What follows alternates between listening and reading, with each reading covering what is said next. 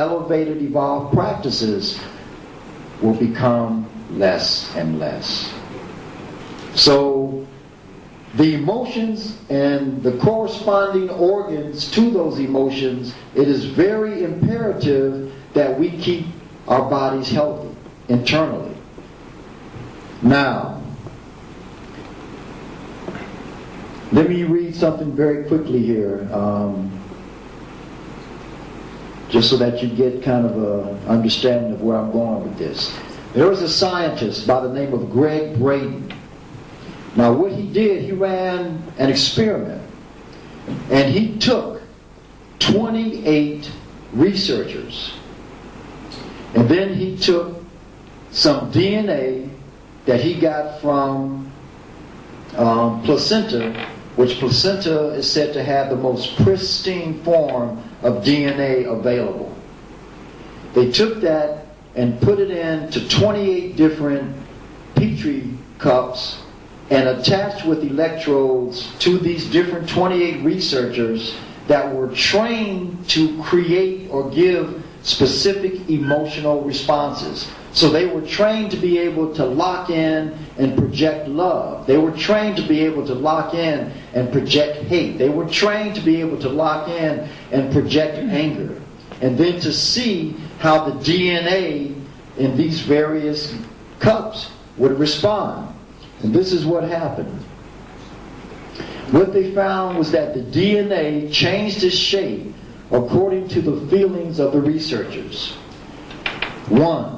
When the researchers felt gratitude, love, and appreciation, the DNA responded by relaxing and the strands unwound.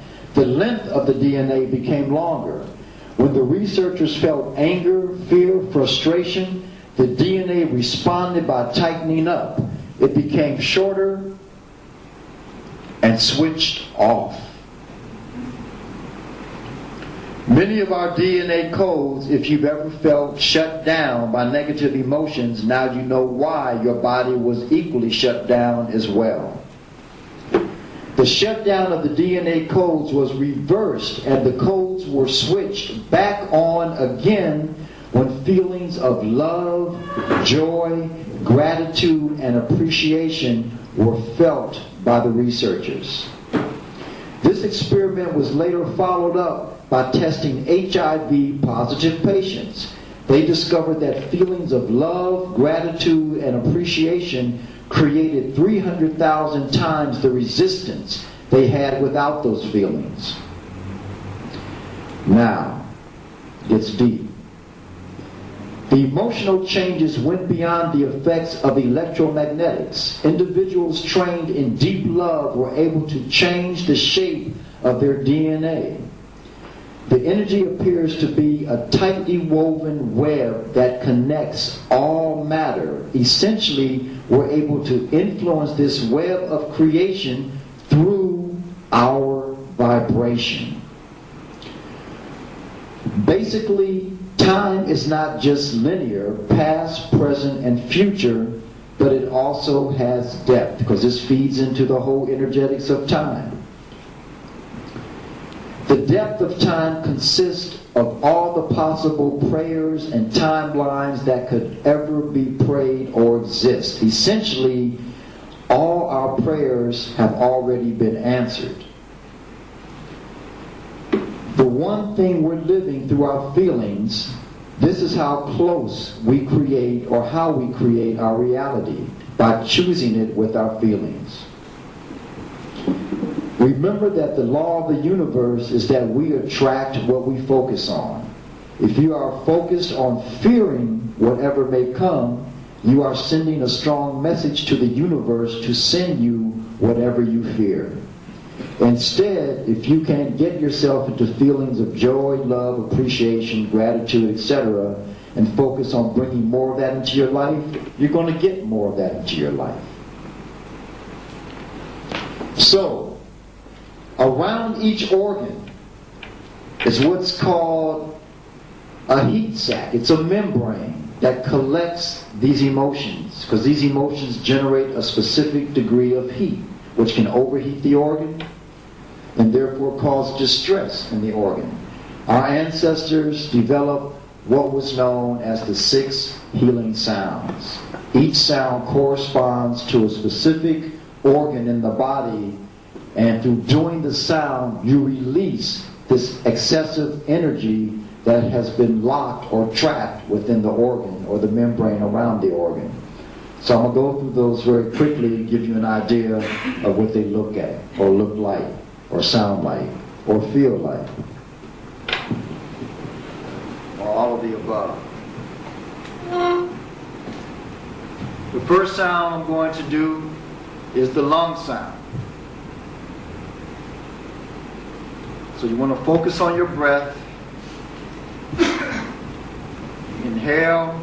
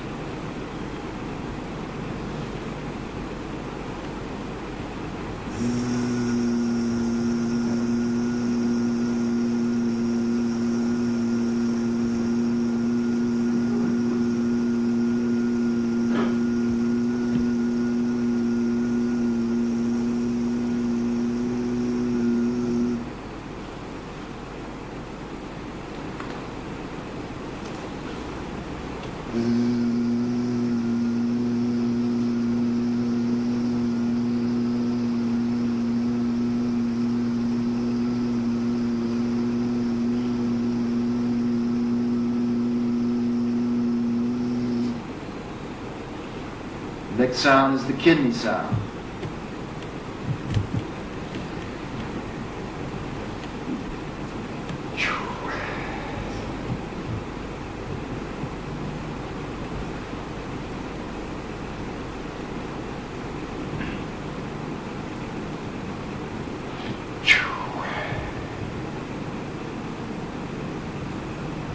Next sound is the liver.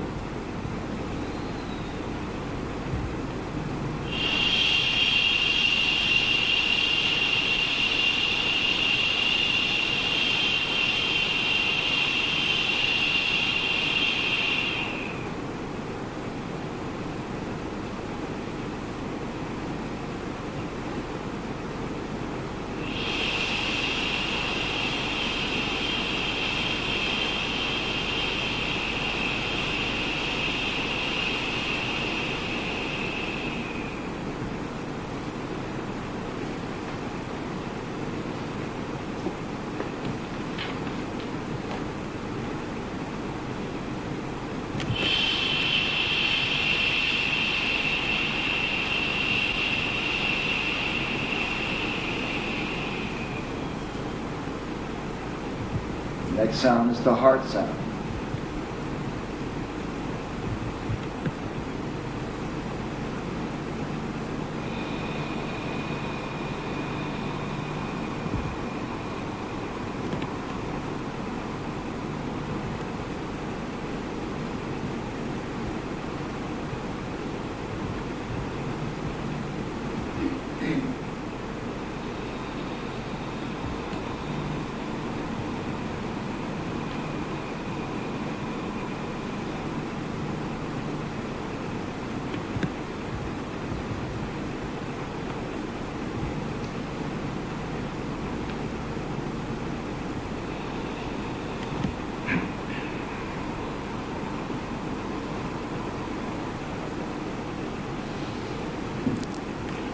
Spleen, pancreas, and stomach.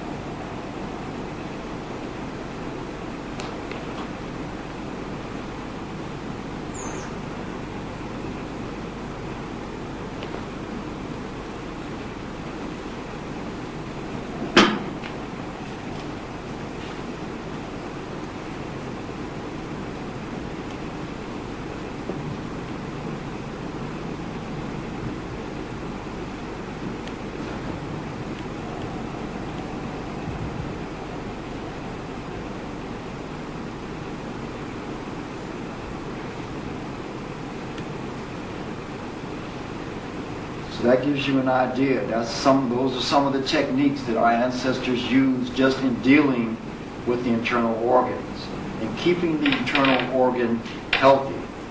Because we identify so much with the external, the outside part of who and what we are, we don't stop to think that what maintains and sustains the outside is what's going on the inside. We move and develop from the inside out.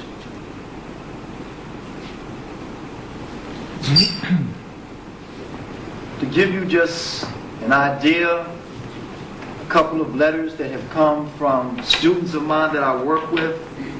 This one woman, this is one of my students in Canada, she states, I have begun to really move forward with practices in a lot of ways and needed a chance to talk about whether what I was experiencing was common. I am finding in brief that my intentions have become more powerful, far more powerful, not only in the ways in which they can affect me and my own health, but also in my ability to affect others.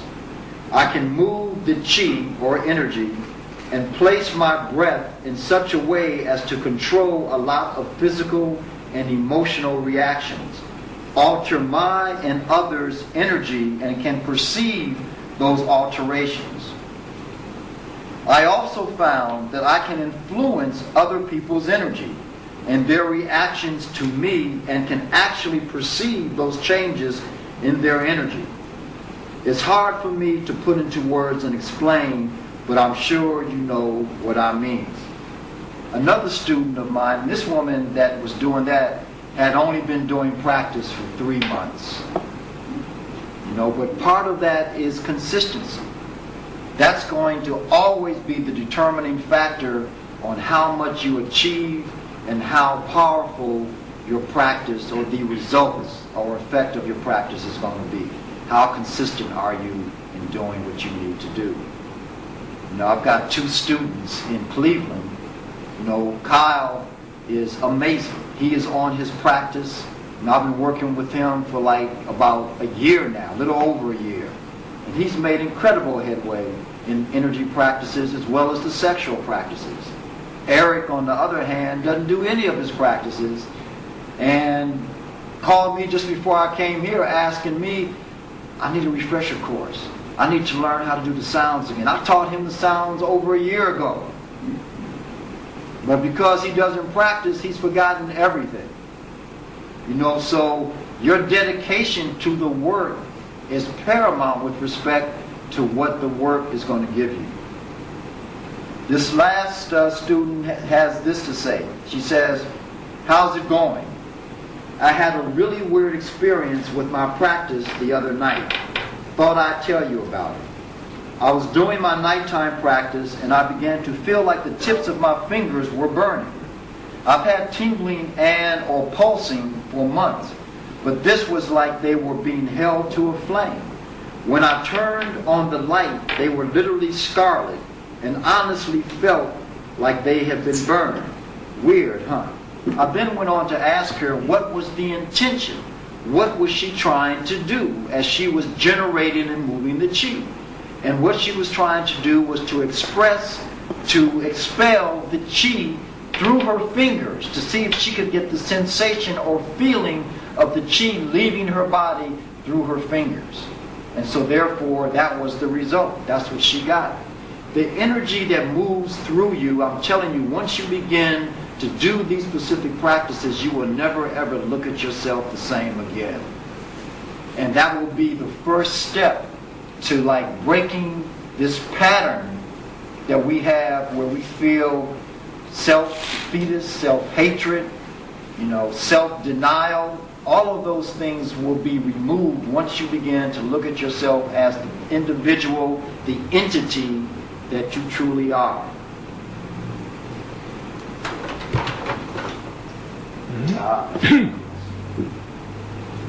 The orbit. There is a pathway in each and every one of us, a pathway of energy that runs up the back, goes around the top, and comes down the front. The energy that moves up the back is the masculine channel. The energy that runs up that channel is hot energy. It's hot. The energy that runs from here down the front is the feminine channel. The energy that runs through it is cool. It's a cooling energy. Sometimes when I'm running my orbit, as we call it, I'll run it this way, up the back, down the front, and then I like to reverse it and run it up the front and down the back, because there's a different quality of energy depending on which way you take the energy. Now, this energy is based on putting like a plug into a socket. So this energy cord in the back begins here, the perineum, runs up the back, comes along the top of the head, down here through the nose, lip, and it runs, this cord runs along the top of the, or the roof of the mouth. There are 3 points along the roof of the mouth. If you take your tongue right now and put it on the ridge in the very center of your palate, the very center of the roof, you will be able to identify 3 indentations. The first one is right behind the teeth. The second one is about midway along that ridge. And the third one is right between where the hard palate, where you feel that bony portion of the plate dip down, and then things get very fleshy. Right in the middle between those 2 points is the third point. Now, the front channel runs from the same place, comes up the front, only it comes up this way and runs through the tongue and ends at the very tip of the tongue. Talking about masculine and feminine energy. You take the tip of your tongue and you place it into one of those points. Preferably the point that is the farthest back, which is the most powerful. That's the water point. It has a direct link to your reproductive system, specifically the kidneys, and that is called the thrusting route. You take the tip of your tongue, place it in that point, and you connect the yin and the yang, or the masculine and the feminine energy that creates this circuit, this channel that runs and operates in your body. Now, to really feel the energy move through your body, you have to do specific exercises. But just to connect, you're there. The energy is flowing. Just to put your tongue there, you've made the connection. But if you really want to feel how that energy feels moving through your body, you do specific practices which literally expands or opens these channels much more so than they are now. You must remember, you haven't used these channels. You haven't made this connection for most of your life, if ever.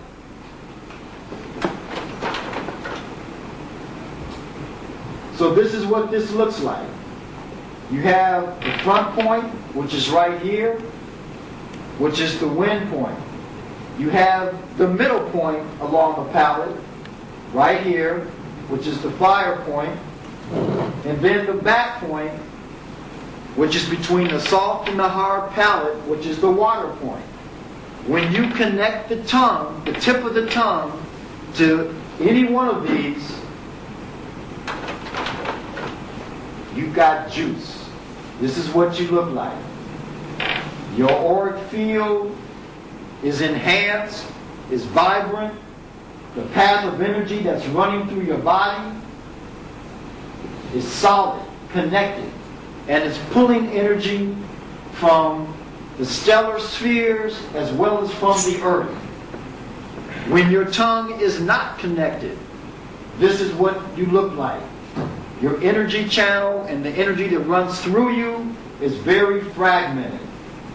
It's not constant, consistent, and there's no generation of life force around you.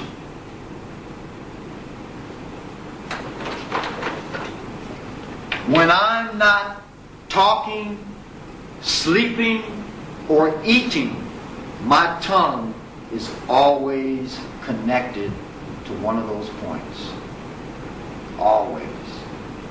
And for the first couple of years, I didn't come to that, understanding. I would only connect my tongue when I was doing my practices. And one day I asked, one of my teachers is a very powerful brother by the name of Michael Frost. I've learned a lot from this brother. And one day I went to him and I said, man, do you just connect your tongue when you're just doing your practices? And he said, when I'm not eating, sleeping, or talking, my tongue is always at the roof of my mouth. I said, that's what I thought. And to keep your tongue there keeps you in constant flow with the energy not only in your body, but being a receptacle, a receiver for pulling energy in from your environment. It's powerful.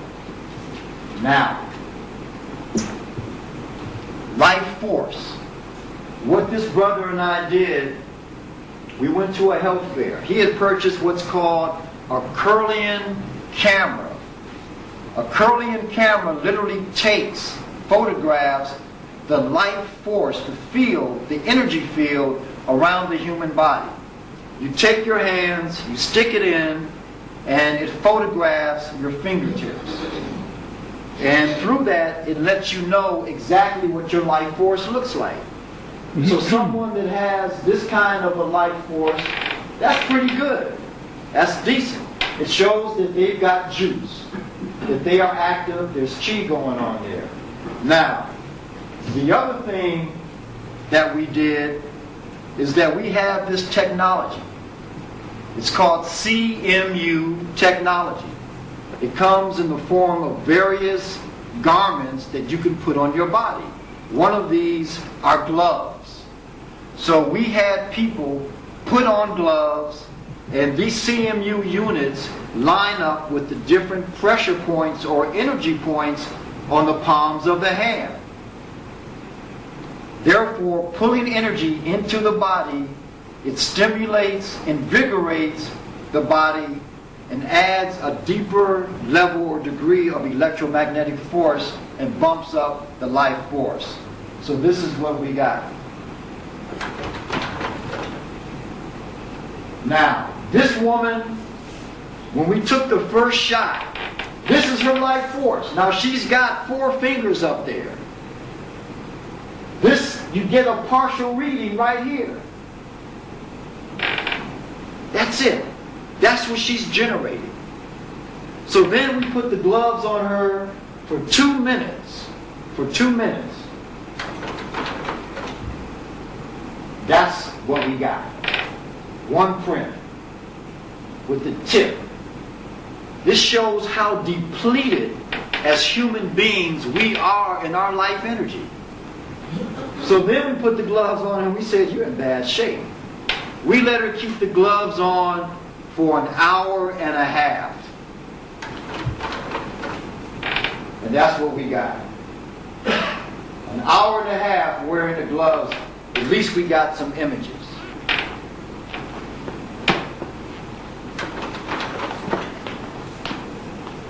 Now this guy, his name was Anthony. This was his first shot, right here. You see what his life force looks like. This was the second shot, down here. After wearing the gloves for 2 minutes, it enhanced his life force significantly.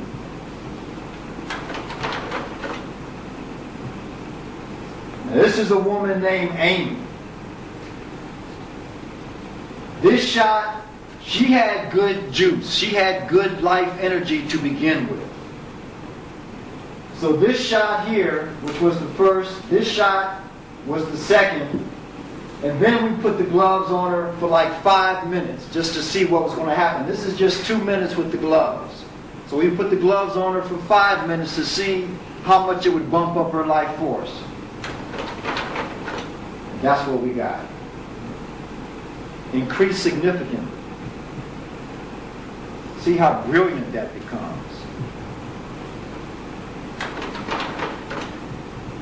Now, this woman here is 19 years old and she's a reflexologist. She's a healer. Healers are the sickest people in our community. They are the sickest because healers are always using their own energy to heal everybody else.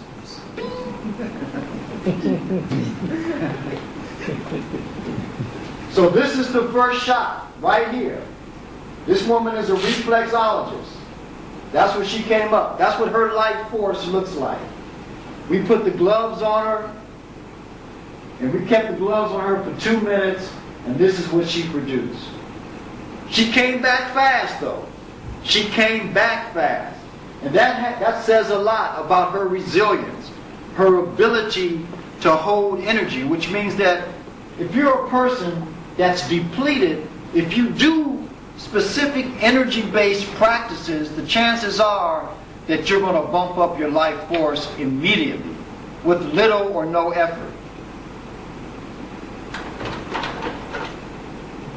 This next guy, his name is Michael, and he's a naturopathic doctor. This was his first shot. Look at that. That's his life force. That's his first shot. With 2 minutes with the gloves, this was his second shot. Once again, he was another one that responded very well, to the technology. Now, this last guy is a Reiki master. This is his first shot. A Reiki master. A person that uses energy to heal other people. And this is the kind of juice he has. This is what he's bringing home. With 2 minutes with the gloves. No, 5 minutes with the gloves. This is what he got. That's what he came out to be. So, doing practice, I can stand here and talk to you and intellectualize about this forever. But it's not about me talking and you just sitting and getting off and listening to me, run my mouth. What I'm trying to convey is that right now, the true path, doorway to liberation begins here with us. If you want to liberate your mind, you must first come into a deeper understanding of who and what you are. And I guarantee you, or your money back, I guarantee you that it will change you forever once you begin to do practices such as these and begin to experience the other dimensions of yourself. This is our history in a holistic perspective. These are our rites of passage in a holistic perspective. This is our birthright. This is what we are supposed to be doing. This is what we should have been doing a long time ago, but we only gave you one piece of the puzzle. This is the rest of the story. Let's go to work and let's change this. Thank you for your time.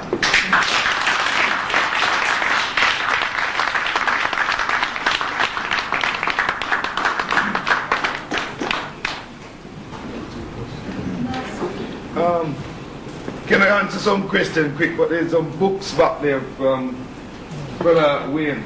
If anybody want to buy them and purchase them, they're £15 at the back there.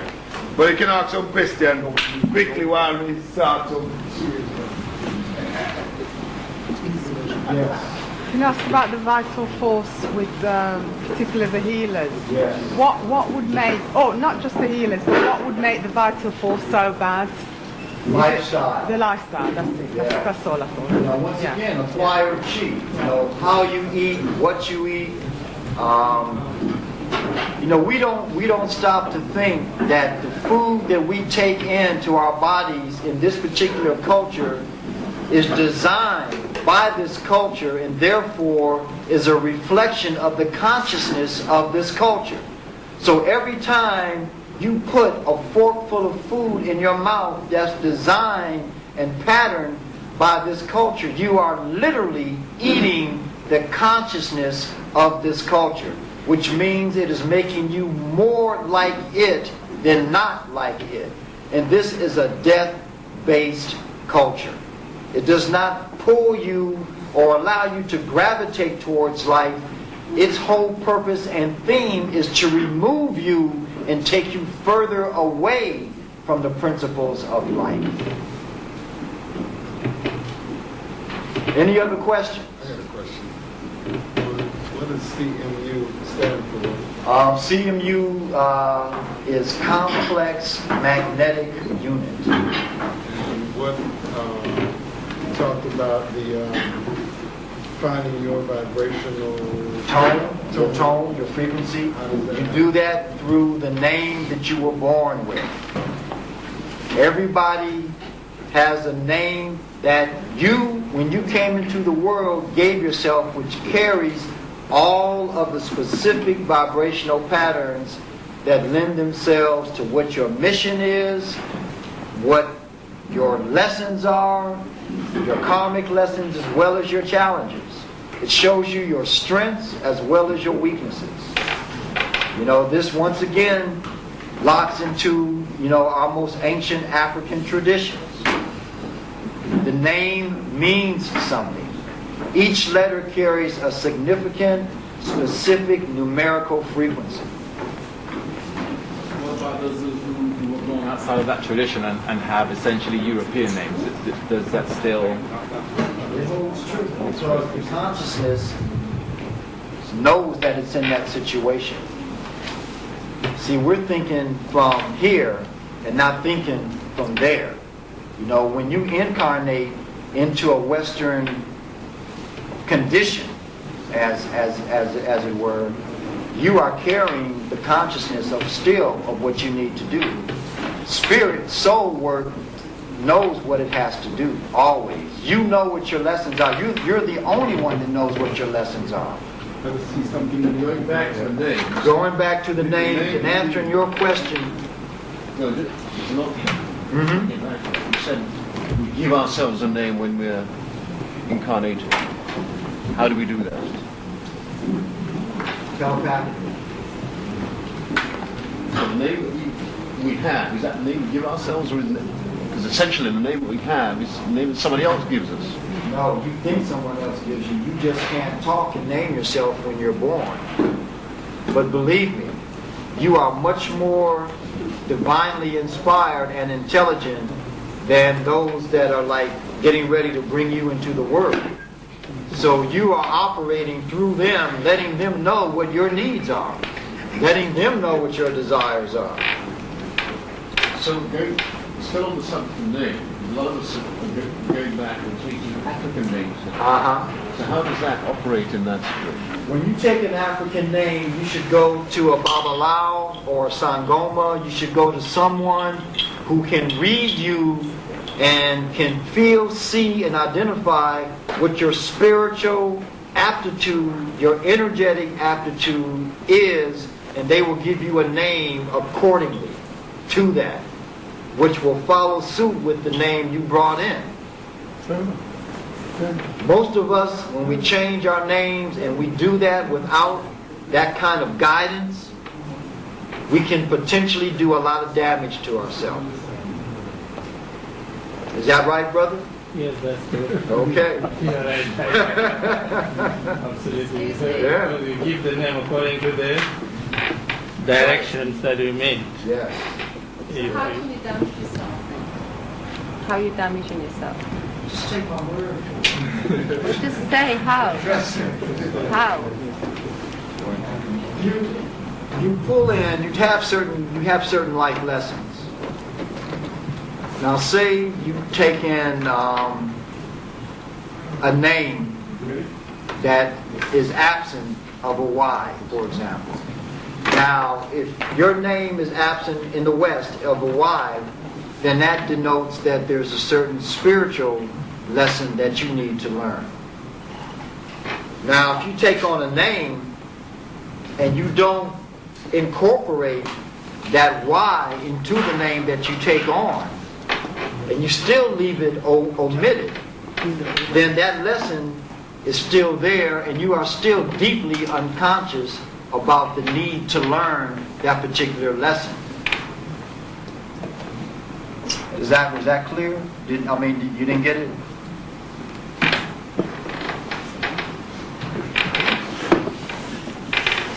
I don't know how else I could explain it.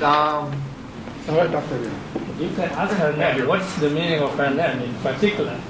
In this particular instance, her name gives the answer to what she's asking for. Yeah, please, go ahead. Yeah, this is what it is every name has an energy attached to it. That's what he's saying. And he's been talking about energy all night.